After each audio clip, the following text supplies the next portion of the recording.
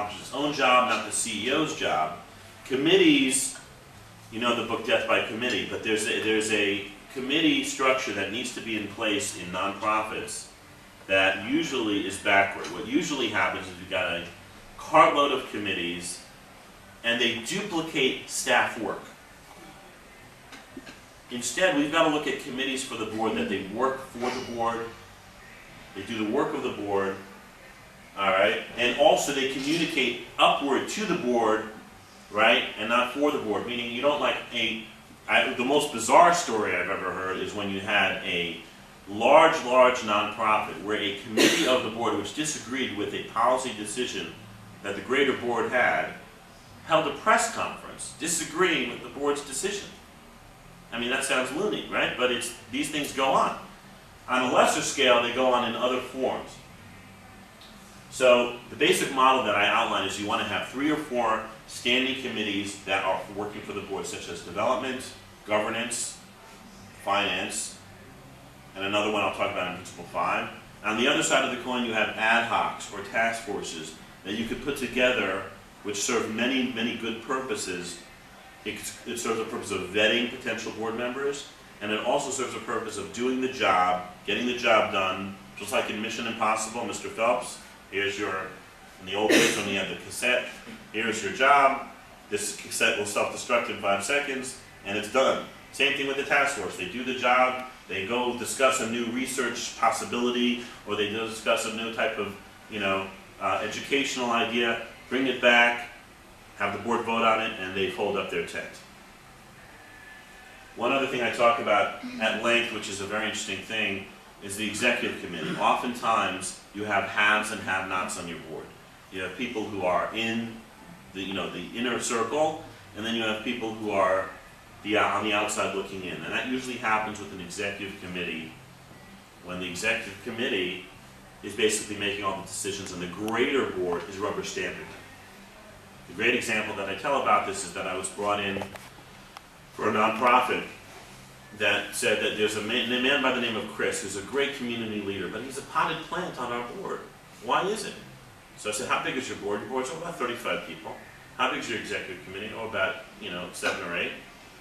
So I went ahead and I shadowed the board meeting, and after the board meeting they said, well, what was the problem? I said, well, I'll tell you 2 things.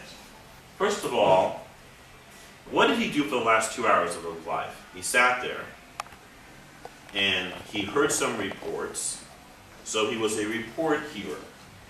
That's really engaging. It's really stimulating, hearing a report. He missed watching Mad Men, or he missed me watching Monday Night Football, even worse, right, or his kid's soccer game to hear some reports. And the other thing that he did, he seconded some motions. So he was a motion seconder. Wow, amazing. But I said the bottom line is, straw that broke the camel's back is that he ultimately knows that all the decisions get done in the executive committee, and he's just there to nicely rubber stamp, and they want his money. Well, the old adage is if you ask for money, you'll get advice, and if you ask for advice, you'll get money. So what happened was, we went ahead and we restructured their board, got rid of the executive committee, downsized the board to a more manageable number of 22, and Chris, in 1 year's time, became the number 2 giver on this very, high up board. He became the number 2 giver, not because he was asked to, but because he became part of the equation. He was actually a true governor, as opposed to someone sitting on the sidelines.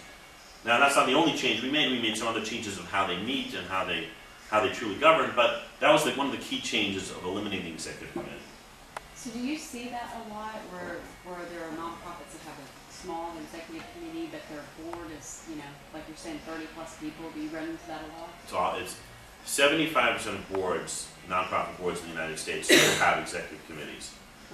And the sizes run the gamut, but often you have a size of a board in the 40s or 50s, which it is lessening, and then you have an executive committee, and they become the real board, and the rest is window dressing. Now, one of the reasons to change that is not just because of good governance, it's also because, legally, if a nonprofit would be going haywire and start, creating, there would be some legal issues, theft in the organization or other problems, who's on the hook? The board. And if you have 50 people who are just window dressing, they weren't really governing.